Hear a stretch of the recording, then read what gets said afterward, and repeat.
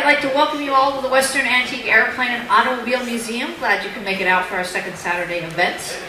Today we've got a special program.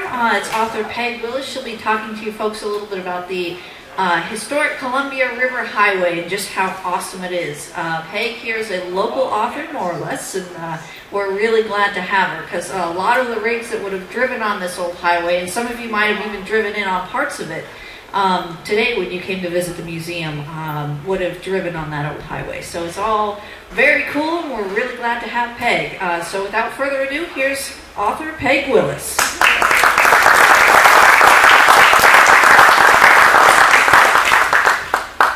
Thank you. I'm looking forward to this. I have had so much fun cruising through here looking at some of these rigs and those Model Ts. That's what people were driving when this road started.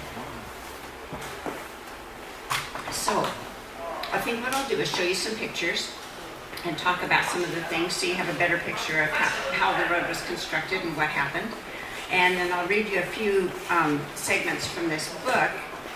I know I don't like to buy a book unless I kind of have a feel for how it's presented. And you might not like the way I write, so I'll read some of it and you can see if you're interested or not. And then I'll take questions at the end, or questions in the middle if you raise your hand or holler at me. That'll work too. So, it worked. East Multnomah County, starting at about Troutdale, has 77 waterfalls in it. A lot of them don't even have names. They're just a part of some creek. But they're so beautiful and so numerous. So when the road was being designed, the man who was the locating engineer, the designer of the highway, he tried to pick out the very most beautiful places. You need to remember that when he did this, there was no road for him to go along to find those places. He had to climb over the hills, and it was a real adventure just getting out there. People had seen a lot of this stuff from the river, but he wanted to see if it could be built on. So he was out there doing that. This is just one of the waterfalls. It doesn't even have a name, but isn't that just absolutely gorgeous? This is what used to happen when they had roads that did not have a hard surface on them. Some of the farmers found that was a really good deal. Whenever it was rainy, they would take some extra water and toss it into the low places. Then they had the mules or horses that could be hired for money to pull out automobiles. This lady's name is Margaret Henderson. At one point during my research, I was thinking it would be fun to do a program in the schools where I would dress up like Margaret Henderson and portray her and tell the story from her perspective. You want to know what stopped me? Look at the waist on her. Not going to happen. I still may do that sometime, but I won't look like that. The road had to go to some very steep places. And one of the things that Sam Lancaster, the designer, had learned was if you have to get from here to here and it's going to be too steep, what you do is you make curves in the road to make it longer. And then it doesn't have to be as steep on each section. When they designed, or when they formed the Oregon State Highway Department, they set a few standards for road building, and one of them was no grade more than 5%. At that time, many roads were 10, 15, 20%. So 5%, a lot of people said, no, that's not possible.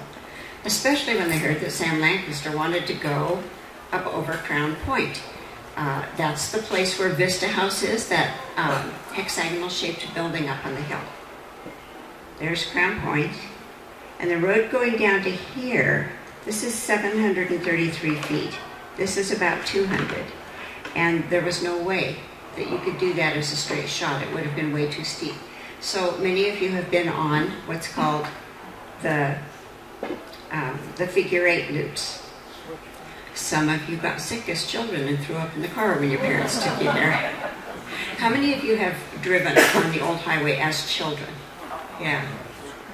We have good memories of those times. So Mr. Lateral, Joe Lateral, that's the falls at the bottom that we were just looking at. He owned this land, and he was a Frenchman. He was a fiddler, which appeals to me because I'm a fiddler. He owned land that the highway was going to go through if he allowed it.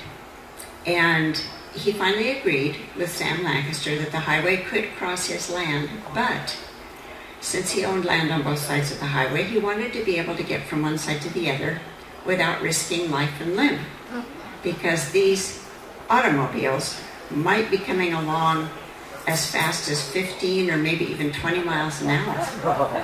And he wasn't going to risk his life crossing that road. So Sam Lancaster designed him this little bridge, the Lateral Bridge. It's also called the Talbot Bridge. Some of the folks who have lived there for generations have called it the Chinese Bridge. It's not there anymore because it's too low, and as trucks got higher, it was a problem. Finally, it came down. You can still see the footings for that bridge if you know where to look. They're still there. This is Multnomah Falls, and that old wooden footbridge was there in they think about 1885. Those who have done some historic research. I don't know, I wasn't around then.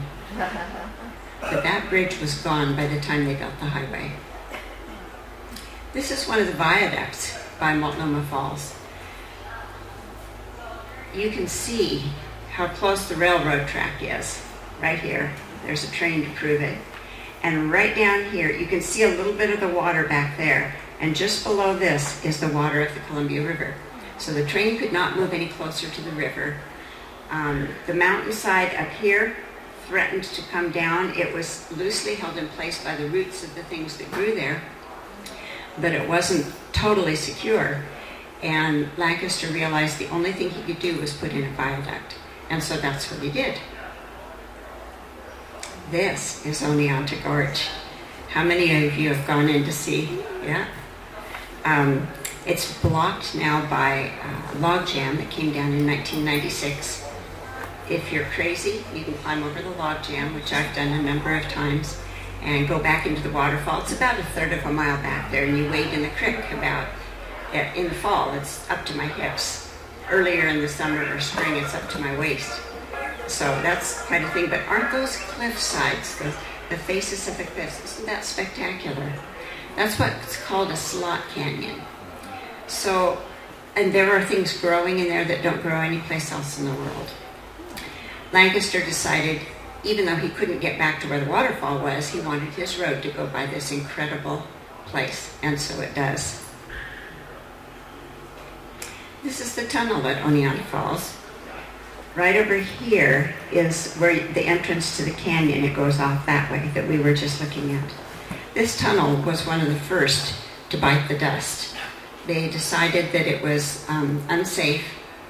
They were always deciding that when tunnels would drop rocks on people. I don't know what the problem was, but maybe because those cars had just canvas on top as opposed to hard surface. Anyway, people complained about it. So in the late 30s, they got the railroad to move its track north, that is away from the tunnel. By that time, they were dredging the river, trying to prepare it for ocean-going vessels to be able to get up higher, and all this dredged muck that they were pulling up was deposited over here on the Oregon banks so that things could move north and there would be more room for a highway. What's that? Oh, couldn't even recognize it for a minute. You know that tunnel we were just looking at? There's the top of it, right there. And it's right here. It had been backfilled, and in 2006, they started to empty it out, and by 2009, this is what they got. This picture is taken from the other side. It's lined with cedar, and for the first year, it smelled wonderful when you got close to it. So this is a part of the hiking and biking path, and occasionally antique autos are allowed through when we have a drive-through of some of these areas. The rock here, right there, that's Tooth Rock. It's like a canine tooth. So this was called the Tooth Rock area. There was a viaduct here. You can see the Tooth Rock viaduct. And it swung around the rock, and it was basically just a bridge over the land, which is what a viaduct is. Around on the other side, the same thing. On the other side, it's called the Eagle Creek Viaduct because it's getting closer to Eagle Creek, but both sides, it's the same thing. They had to build the road through air. So when they were building Bonneville Dam, they had to restructure a lot of the land. I'm going to try this and see if I can see it better. Right here is the beginning of a new tunnel. This is the old highway up here. And you can see how close the railroad is and why they weren't able to put the road down any lower. But now they're going to move it down. They're moving everything around. When they built Bonneville, it wasn't just the dam. They reconfigured the whole landscape there. There was a piece of land that belonged to Samuel Lancaster, and they said, sorry, we need this. And that was the end of his camp that he had made there.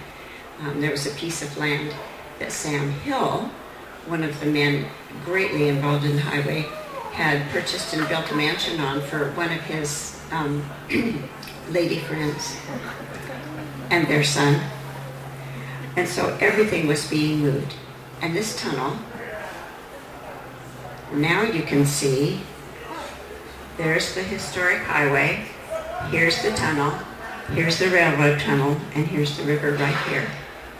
You can still walk on that area up at the top, and you can lean over the edge and watch the cars going in and out of the tunnel. The tunnel is still used for eastbound traffic on I-84. You can still see, this is the west portal, and that is still there. It's got a lot more soot on it now than it used to, and it's got ivy growing and hanging down. But next time you're headed east, between Portland and here, check this out, it's still there. This is the Eagle Creek Bridge. It was actually made of reinforced concrete, and then they faced it with this native stone to make it look better. And notice, it's a complete half circle. If you take the picture at a different angle, you can get the reflection underneath when the water's kind of still. This is what it looked like in the early days. After Bonneville, it backed up the water, built a big lake behind itself, and so it slowed down the water coming in from Eagle Creek. And the boulders didn't tumble down as readily, and it gradually built up and up. And now the arch that's left there is much more shallow. It doesn't show the complete half circle, which is kind of sad because that was a neat bridge. This is Shell Rock Mountain. This was the bugaboo of road builders from the early days in this area. It really is as steep as it looks there. They tried several times to build roads over it. In the 1870s, they built a wagon road where much of it collapsed. And then when the railroad came along, they took out some of the rest of it. So that was unusable. Then in 1912, Simon Benson, a wealthy timber baron from the Portland area, decided that he would put up some money to employ prison labor to try to build a road there. And they tried that. A year later, 1913, they came with the engineers, and they actually engineered a road. The road from 1912 in 1 year had pretty much disintegrated. And Simon Benson said, that's not wasted money. That was money that was used to find out we need expert engineering. So he saw it as a step in the process. This is the road that they built right at the base of the mountain. You can see, what did I do with my pointer thing? You can see the wall on the right side. That's what it looked like when it was first built, and the rocks are kept back by that. This is what it looks like now. Actually, this picture wasn't taken now. This was taken just a few years later. So the mountain had slid down that much in just that short time. And this is what it looks like now. It's still possible to get back there. It's as you pass Shell Rock Mountain, it's right on the other side of that barrier. There's a part of the old wagon road that did not get destroyed. I'm afraid to go up there because I'm afraid I'll start an avalanche. This is one of the crazy things I found out about this road when I researched it. The Mitchell Point Tunnel is the name of the tunnel that you saw when I first, it's on the front of the book and it has the windows in it. The tunnel, it took actually 8/10 of a mile from the beginning to the end of that segment. It started with a half bridge. That means it was half on the land on a shelf and half supported like a bridge. Then it went on solid land for a little ways, and then there was a big long viaduct, and then immediately when you get to the end of the viaduct, you enter the tunnel. Well, when they built it, they're building the tunnel and they're getting in there with a ladder. Wouldn't you think they would build the viaduct first so they could walk in? I don't know, I'm not a road builder, but that just intrigued me. You can see the beginning of a couple of windows in there, and down at the bottom is where they mixed their cement and they hauled it up. It was quite an ordeal to build this. This is what it looked like when it was finished. 5 windows, carved out of native rock. Starting on the right, you can see the half bridge, then some land where they had to level, then the viaduct, and then the tunnel, the west portal, and the 5 windows, and you can't see the east portal from this view. But you can see how close the railroad and the river are below. So in 1954, they backfilled it. And I had been through it a number of times before 1954. In fact, my sister and I used to sit in the back seat of the car and argue about whose turn it was to count the tunnels, or to count the windows. We both knew that there were 5, but somehow having the privilege of counting them mattered. So, yeah, children. And there it is when it's backfilled. This is what happened in 1966. They blasted it away. And you can see by the, there we go.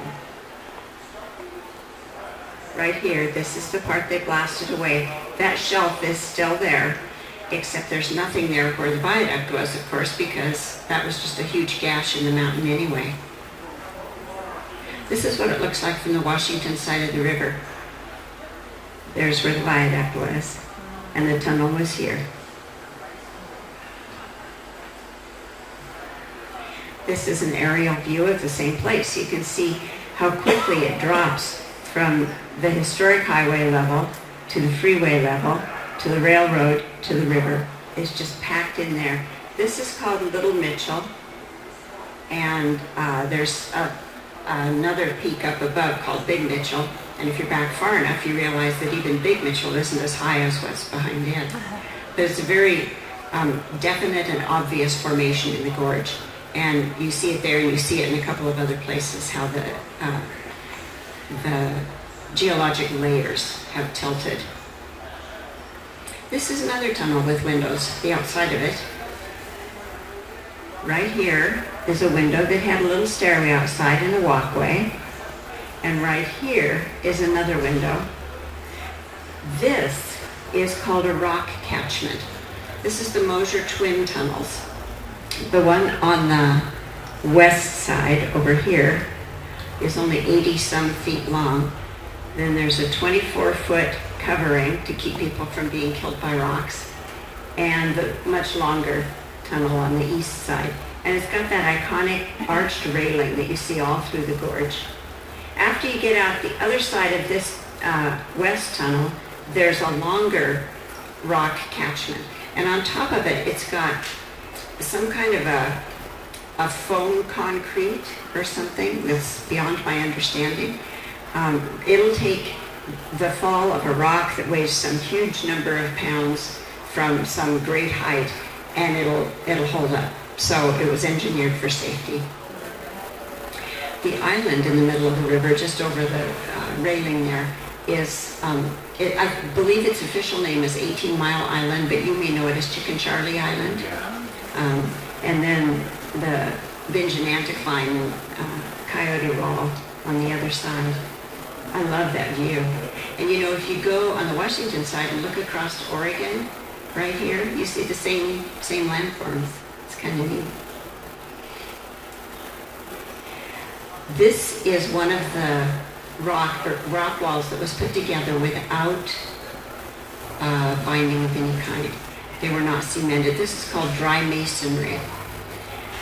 The masons who did it, most of them were Italians.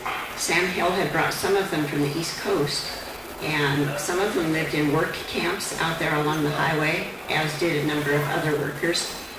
Some of them lived in Portland, in the Italian neighborhood in Portland, and came out on the train on Monday morning and went home on Friday night. But this is rock work that was, it's the best there is in the world. Those Italians knew what they were doing. This is a replacement in a place where finally it was starting to give a little bit. And ODOT said, let's fix it before it gets any worse. And so this is what they did. The same technique, except they used wire baskets to put the loose rock in that was in the middle. The Italians had incredible math skills, ways of figuring out how wide a wall needed to be at the base, depending on its height, and how great the incline should be on it. And they had only two rules. One, they had to have arched openings in them so the water could drain out. That was the whole purpose, because water destroys roads. And number two, they had to have a cement cap on the top so the water would not go down inside the wall itself. So in the 1980s, there was a place where there wasn't a wall, and the people who were responsible, ODOT or whoever, probably ODOT, looked at it and said, you know, we really need to put something there, and it needs to fit with the rest of the highway. So they said the two rules are you have to have arched opening and you have to have a cement cap on it. Go to work. And they turned loose their guys, some stonemasons, not just ordinary ODOT workers, and they used the rock that was in that area rather than hauling it, which is a smart thing to do, of course. And the rock in that area splinters and slivers, and so they got all these little skinny pieces. And they put them in up and down instead of sideways. And I just love this. I've heard some of the old-timers complain about it because it's not like the other stuff. But you know what they did? They used their artistic imagination, which is what the early guys did, and they created this. If you look at the other ones, especially if you go along Waterfall Alley between Troutdale and exit 35 off of I-84, you'll see all these rock walls, arch railings. And if you look at them, you discover that the rock in each of them is different. Some of them are little rubble about that big. Some of them are big cut stones. And it depends on what rock was available right at that place. And, you know, for years I didn't even know they were different. I just assumed they were all alike. Also, the shapes of the arches are slightly different. This is right near Shepherdsdale Falls, and that rock was blasted at the bottom to form what Lancaster called a half tunnel.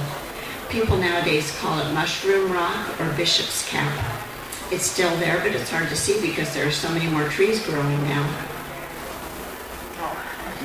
1921.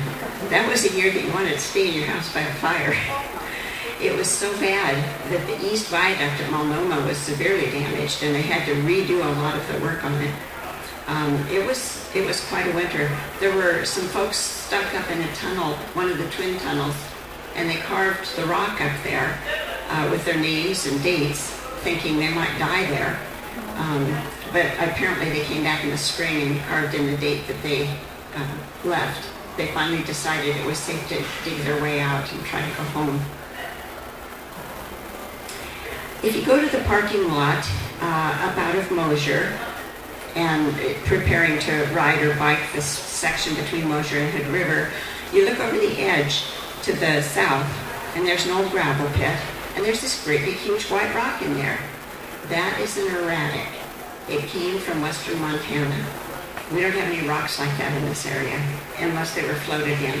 So it could have been encased in ice and the ice finally melted at that location. It could have just tumbled along with the water. We know that the water was over 800 feet deep. That's a big rock. Oh, this is a cool thing. See that thing attached to the bottom of there? That's a big magnet. And they used to call this thing a rock picker or a nail picker. And it would go along the highway, and with this magnet, it would pick up all those nuts and bolts and horrible metallic things that had shaken loose out of the old Model Ts, and get them off the road because they did not have steel-belted radial tires, and they needed some way to protect things. This was brought in 1921, invented by a guy at Washington State University. This is a picture of the seal. It's a bronze, I think, seal that was set into the road, telling that it's covered with bitulitic pavement. Lancaster worked long and hard when he was paving roads up around Sam Hill's Mary Hill estate, trying out different types of things, finding out what worked, what didn't. He designed wagons to dump things gradually, some of the big road equipment, and they had none of that when they built this section of the highway. But he had designed those things, and they were available when they got to places that were a little more wide open and less cliffside. Anyway, I can't remember where I took that picture, but it's up there, sunk into the road someplace.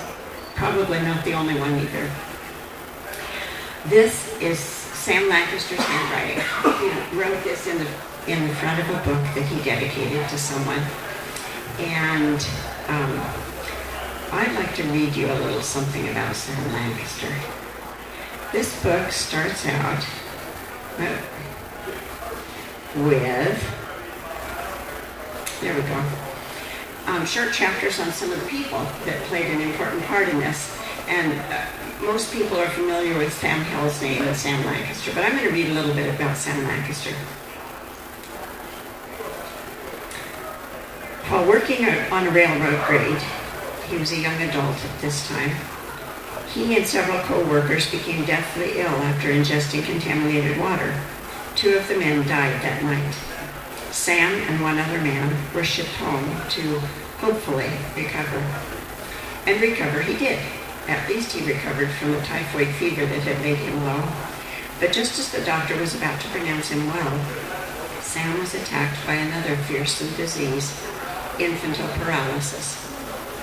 Known today as polio, this disease had no known cure and was every bit as much a death sentence as typhoid. As the illness swept over his body, Sam gradually lost the use of his limbs. The doctors said there was no hope of his recovering the loss of function and poked needles under Sam's nails to prove that the nerves were dead. But the nerves were not dead. Sam howled in pain and the doctors quickly retreated. Unfortunately, neither the doctor nor anyone else had the slightest idea how to help Sam recover the use of his body. No one, that is, except Sam himself. So he lay paralyzed in bed for about 18 months, and he could pick up his head. That's all he could do. And that's the man who wrote this some years later. That to me is amazing. I have a book, Samuel Makes a Road. It's written at first, second grade level for early readers about Sam Lancaster, because so many kids grow up thinking they have to have idols who are rock stars or car drivers or football players, and quite frankly, some of them really are not the best example for our kids to be following. And I thought, why not write about a book about somebody who's worthy of their respect? So anyway, Sam Lancaster. He's one of the people. So I'm going to read you a couple of other things here. Sam Jackson. There were 3 Sams: Sam Hill, Sam Lancaster, Sam Jackson. Sam Jackson was born in Pennsylvania, took the railroad across the country to San Francisco, I believe, came up north in a boat, came into the Columbia, and made his way to Pendleton, which is where I live. He bought the paper there and made it a good paper. Let's see. Before Jackson, the newspaper had been typical of a young, raw Western town. The reporting was slanted and the editorials were shamelessly ignorant, prejudiced, and sometimes downright hateful. Sam Jackson changed all that. His take on the newspaper business was print the truth, fight for the right.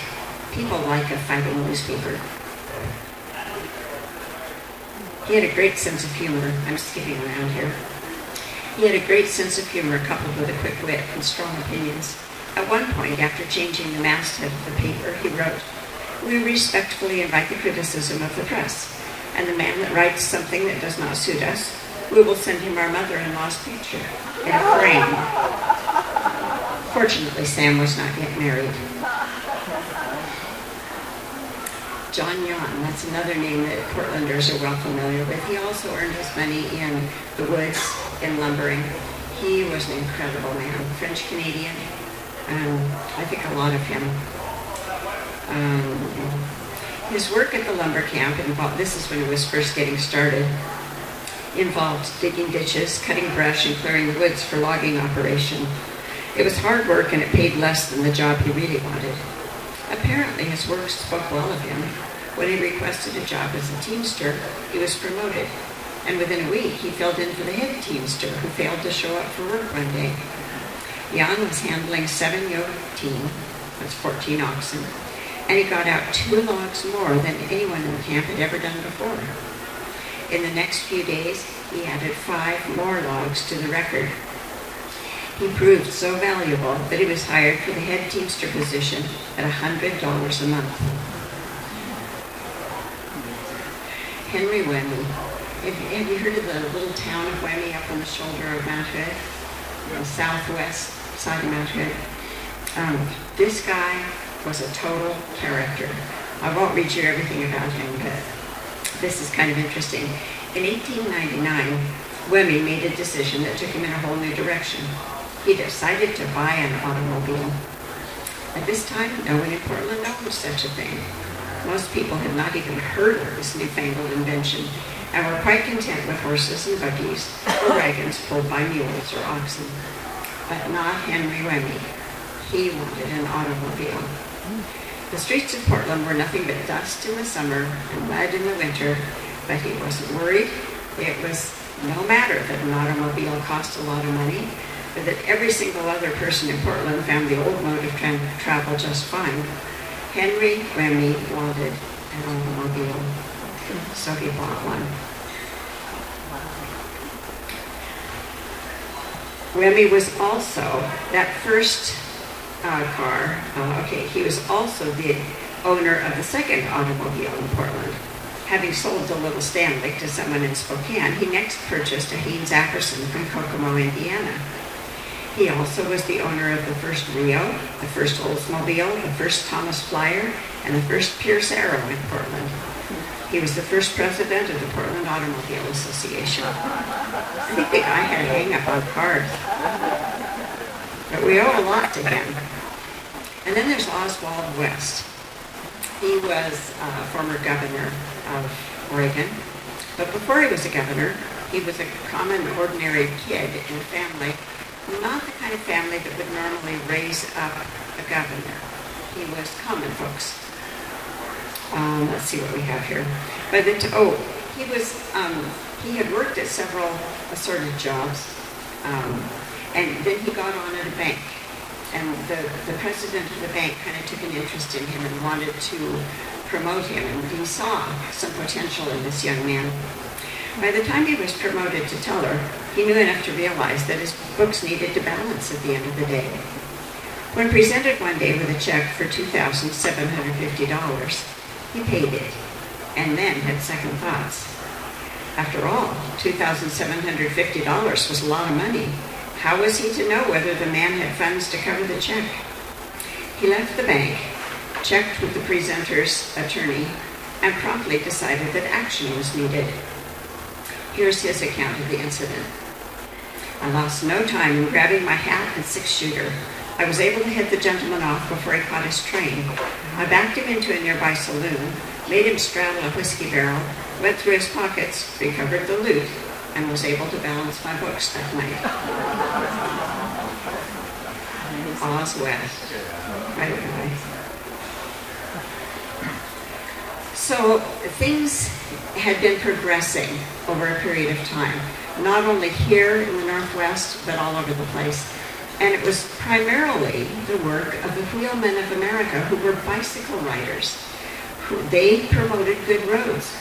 They came out with the Good Roads magazine. Have any of you ever seen any of those? They started them in the late 1800s. Wonderful magazine. The ads in them are just really great. Anyway, that was the bicycle riders who did that. But people knew that a road, not just for the entertainment of bicycle riders, but a real road for the transportation of goods and for people's enjoyment, was needed in the Columbia River Gorge. Several things led up to this, and I'm skipping all of that stuff, but a meeting was held at Chanticleer Inn on August 27th, 1913.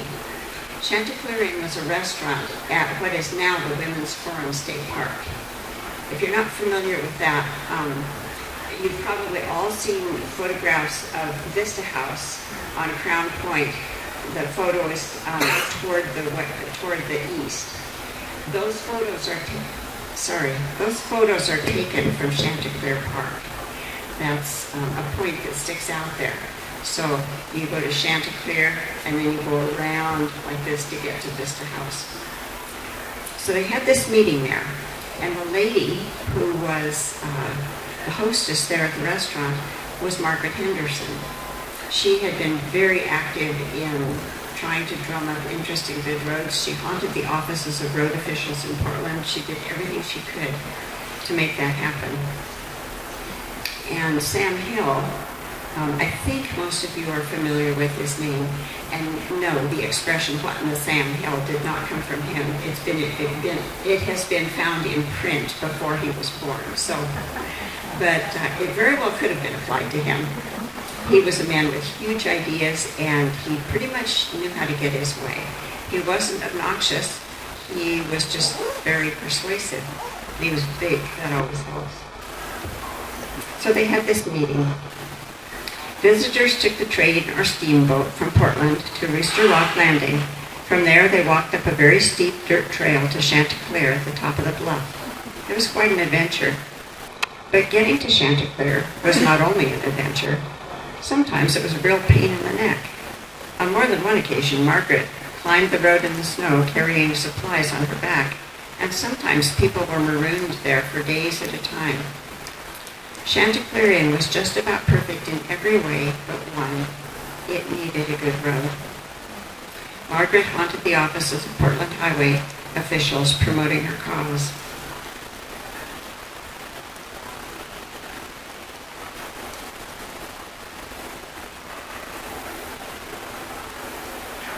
Anyway, they voted on it that day, and they decided to put the road through. This year, we're having all kinds of festivities because it's a centennial year, and on August 27th, 2013, there are going to be things happening up at the Women's Forum State Park, or the former location of Chanticleer. The restaurant itself burned down in 1936 or 37. The moving of bureaucracy may have been slower than Hill and some of the others wanted it, but finally the critical day arrived, Wednesday, August 27th, 1913. It was the day things really started popping, and Margaret Henderson got to be a part of it. Sam Hill hosted the luncheon meeting that day at Chanticleer Inn. Included were Multnomah County's new advisory board on roads and highways, as well as the county commissioners and local backers, Bowlby, Simon Benson, Sam Jackson, Henry Pittock, John Young, Henry Remy, Margaret Henderson, and several others. Hill also brought along his protege, Sam Lancaster. After a delightful chicken dinner, the men adjourned to the parlor to discuss business. They agreed to begin construction on the automobile highway through the gorge of the Columbia. The commissioner's decision to move forward was unanimous. It was one of those magic moments when preparation met opportunity. At the end of the meeting, Sam Hill turned to their hostess. "Mrs. Henderson," he announced with his usual pomp, "you shall have your highway." So,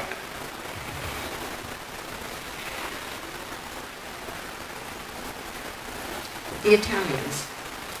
Somebody was asking me earlier today, I don't know, I think that was here, and I can't remember who asked.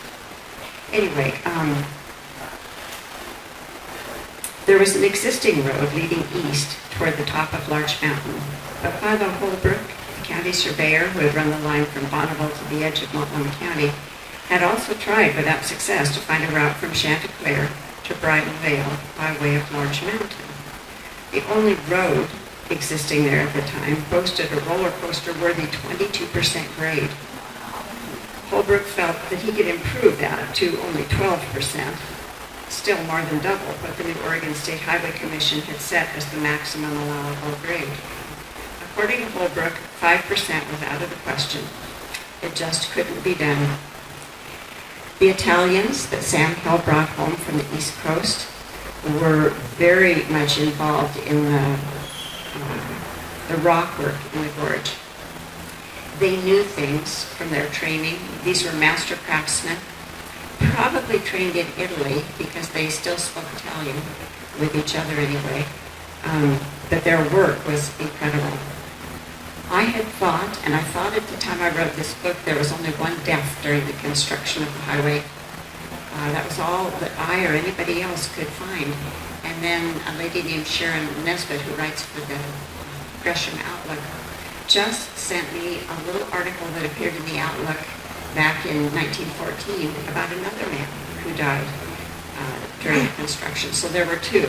But the first one was one of the Italians, and it was he was working in the area between Chanticleer and Crown Point, where Vista House is. So the Mitchell Point Tunnel, the tunnel with the windows in it, the one that's no longer there, it presented a few difficulties during its construction. Only small sections could be blasted at one time so the rubble could be removed before the next scheduled train passing. After many days of wasting time firing one small shot after another and stopping in between to cover, uncover, and clear the tracks, permission was granted to fire a large shot and pay the railroad to clear its own tracks with power equipment. The event was scheduled for Monday, May 10th at noon, immediately following the passage of the eastbound train. On May 9th, the railroad moved in an extra gang in anticipation of the event. The blasting went as planned. The cleanup did not. The maintenance engineer for the railroad, using both railroad employees and road workers, was supposed to have the tracks cleared by 6 p.m.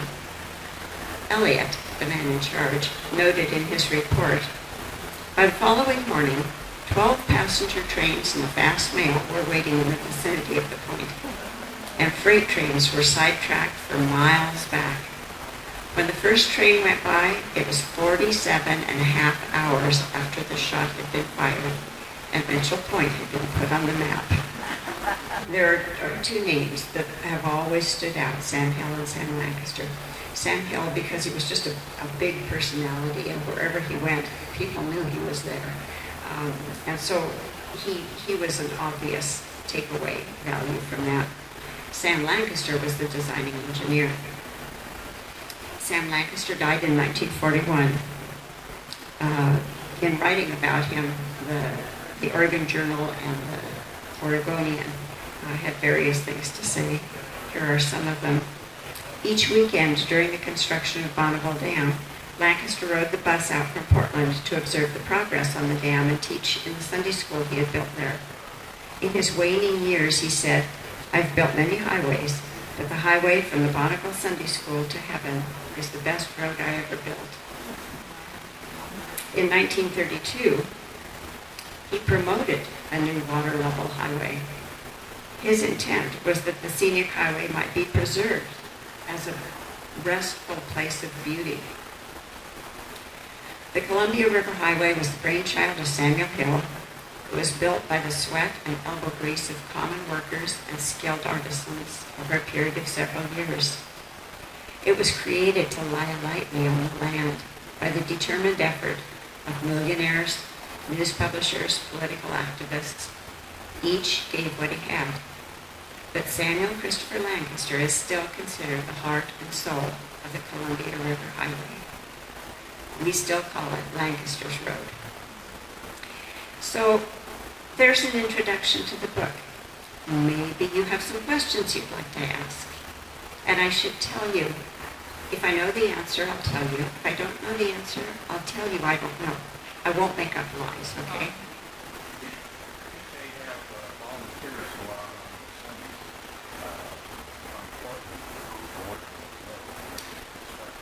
Did they have volunteers go out on Sundays to help? Not as a regular thing, but there was at least one occasion, and possibly more, where men from Portland came out on a special excursion train and helped for one day. Now, how much help they were, I don't know. The folks who knew what they were doing could get it done pretty quickly. Sometimes, though, it pays to let people feel that they're a part of something, because when they feel that they're a part of it, they want to support it. And the road promoters knew that they needed the backing of Portland, the financial backing. That's one reason when they started construction, they started at Multnomah Falls, because people knew Multnomah Falls and would be interested. And once they got from Multnomah Falls to Bridalveil done, they could bring some people out and take them on that, and it would get them all fired up. So it was a part of the emotional promotion of the highway. So some people did come out to volunteer, but it was an organized effort, and it may not have been real productive, I'm not sure. Yes?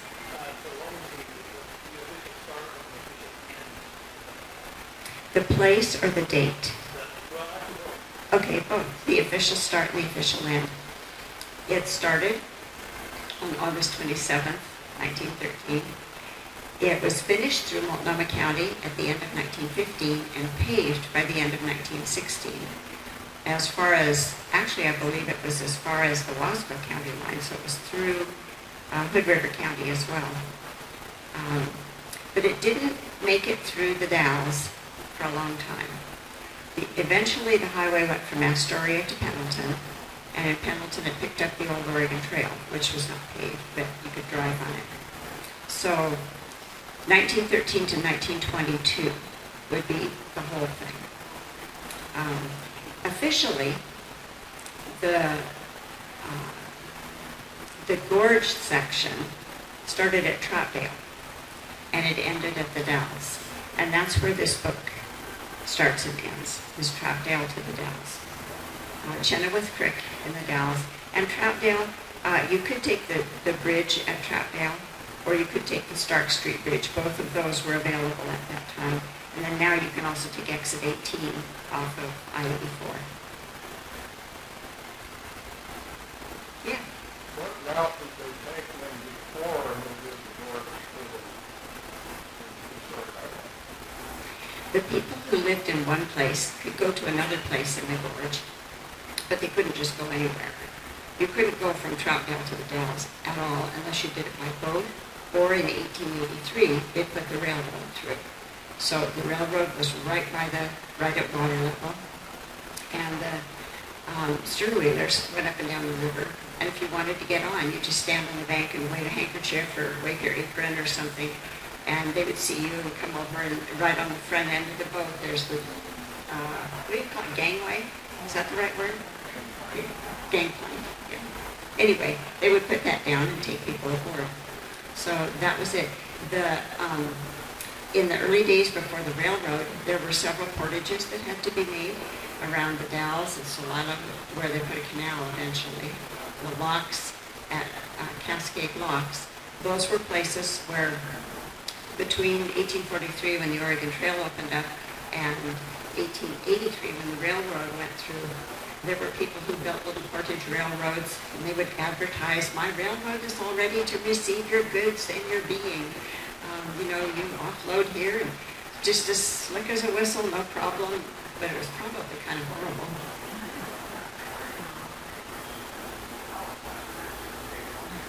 Any more questions?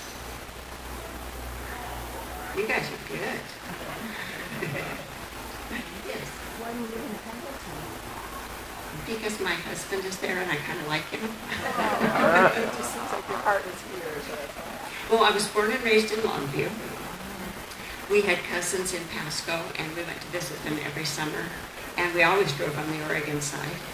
My dad always bragged about the rock work, and he was not one of the Italian stonemasons. He was half Irish.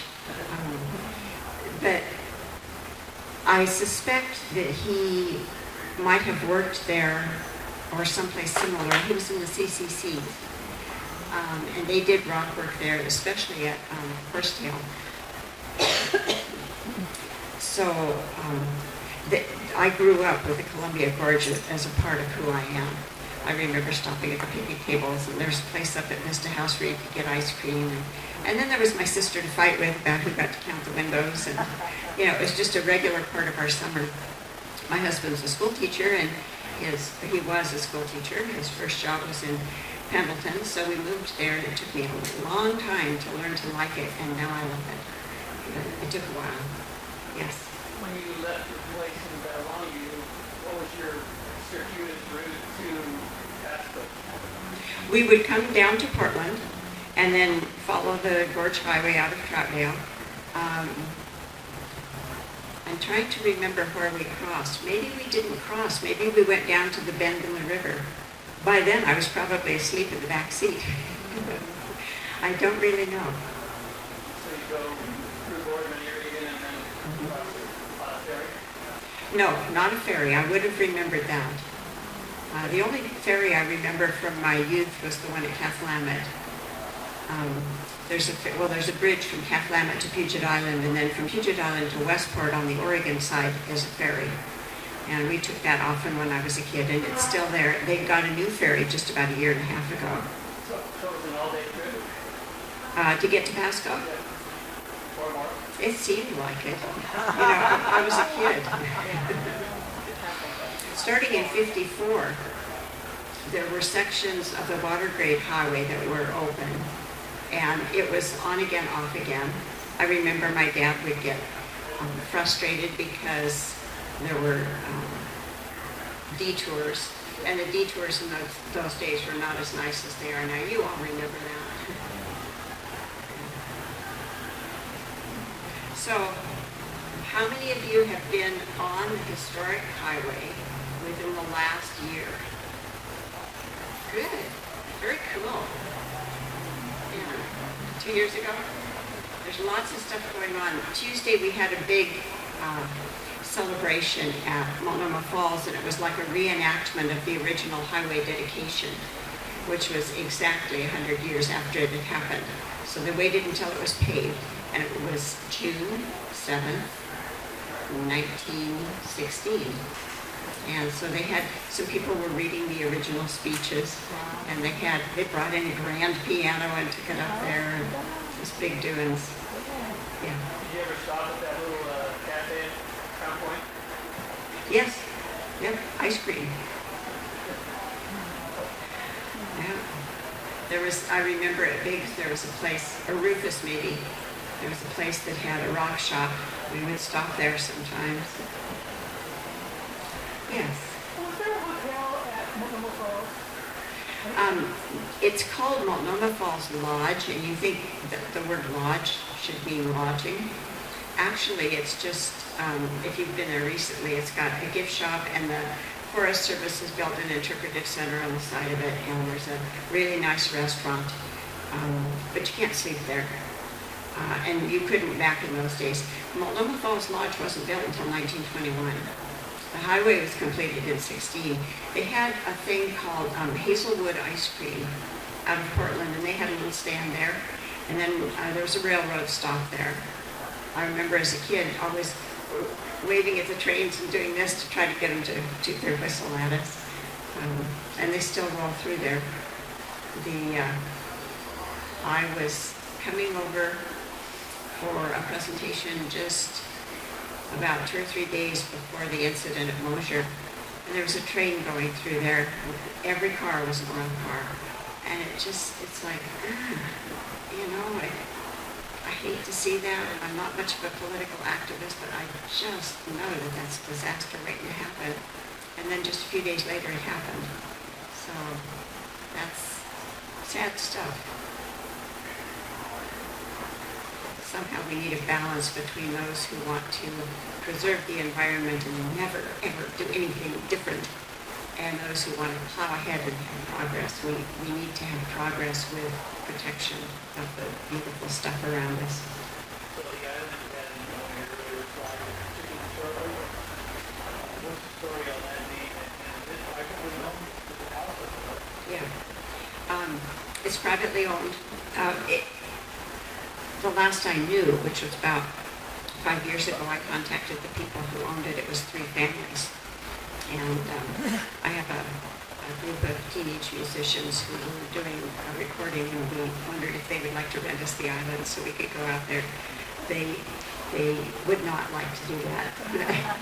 Anyway, one of the early owners raised chickens on the island because he didn't need to put up any fences, is what I've been told, although I think chickens stay home anyway.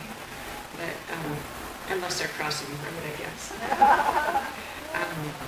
Then a guy came along, and his name was Charlie something, and I met with his granddaughter or great-granddaughter just a short time ago, and she provided me with a bunch of pictures that I'm going to put up on my blog, and I'll tell you about that in a minute. But anyway, they had called it Chicken Island for a long time, and then they started calling it Chicken Charlie Island. My granddaughter told me he didn't like that. And I thought, well, maybe it's because, we have that connotation for the word chicken, like you're not brave, you got a yellow stripe up your back. Maybe he felt uncomfortable with that. I should tell you about my blog. I have a Facebook page called Building the Columbia River Highway, and I post assorted things on it from time to time. So if you're a Facebook person, you might want to look that up. You get, just upcoming events and so forth. Then on my blog, I have stories that didn't make it into the book. My publisher told me I could have 38,000 words. And I had 42,000. Well, actually, I have about 45,000. And so we compromised, and I got 42. But I absolutely could not squeeze in another single word. And so I thought, well, fine, I'll start a blog. And I know that most of us older people aren't interested in blogs, but I have a card here on the table. There are my cards, and then there's another card for a guy who's doing a lot of research also. If you're interested in what he's doing, you can take one of those. But, so I put like short chapters on there of things that I've discovered since the book came out. I have 3 blog posts that need to be written that I just haven't done because I haven't had time yet, but there's always new stuff showing up there. So, yes? Growing up, we always were told I think it's called that Beacon Rock was the single largest free-formed rock. Yep. Or is that correct? And then, how did Rooster Rock get its name? What's the history with Rooster Rock? Okay, Beacon Rock is the largest monolith in North America.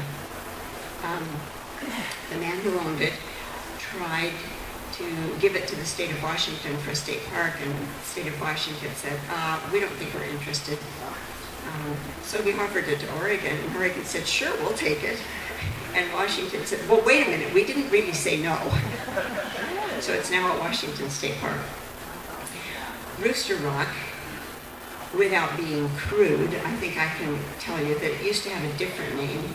And so that was the name, and apparently some people objected to that. So they said, well, that's like a rooster, okay? So we'll call it Rooster Rock. So they called it Rooster Rock. And then, is it Aesop's Fables or Chaucer's? One of those guys, those old-time guys, had all these tales about Reynard the fox and Chanticleer the rooster. Yeah. Anyway, so Chanticleer, that's how it got its name. It was above Rooster Rock. So it was all very roundabout. It's very polite. You can talk about it in mixed company. Yes? What are some of your thoughts going now to investigate things you hadn't yet done? I have another book. It's over there called Rise Above. It's a novel, actually, rather than a history, but it's historical, very historical, much research involved, pictures in it. You don't normally find pictures in a novel, but it's set in the context of the Great Hefner Flood of 1903. So there's that, and there are other assorted projects in my computer. Yes. Samuel Lanchester ever get over tuberculosis? It was polio, and he was able to write this. I'll let you read in the book how. Oh, okay. Yes. Do you give any classes at any of the colleges in the area? No, I've done a lot of bus tours, and I can teach you to play old-time fiddle music if you'd like. That's what I do in my other life. But I've not done any college things. I do talks like this. I like it because it's casual and fun, and I don't have to have, I don't have to meet certain criteria. Is there somebody over here with a hand up? No. I don't need to cut people off if they have questions, but I don't want to just drag it on forever either. So raise your hand now if you have a question, or forever hold your peace. Yes. What is the story of the fox and the rooster? I don't know. I have a book at home called, I think it's Chaucer's Canterbury Tales. You can look it up, get on Amazon and look up Chanticleer the Rooster or Reynard the Fox, and it'll take you somewhere where you can find it. You can probably buy a book for a penny or so, plus $3.99 shipping, or at least you can find out what it is, and then you can go to the library and check. But they're old tales that kind of have a moral to them. I remember one of them, not the rooster one, but one of them, the fox got the bird to drop the grapes he was eating because he kept telling the bird how beautiful he was, and the bird smiled at his great beauty and dropped the grapes, and the fox ate them. So it's like, you know what? Pay attention. Yeah. Yep. Okay, so if you have books that you have brought with you, I'd be glad to sign them if you'd like that. And I believe the bookstore or the gift shop has books for sale. Yep. Okay, so if you go out there and get one, you can bring it back to me. And I have the other two books that I mentioned, the little book for first graders or second graders, Samuel Makes a Road. That one is $6.50. That's really cheap, because the publisher wants me to sell it for $11.99, and I said, no, that's ridiculous. That one over there is $14.99. So if anybody's interested, and you guys have been a good audience. You finally warmed up and asked some questions. I thought for a while there I wasn't going to get any. Anyway, thank you for coming. Thank you very much.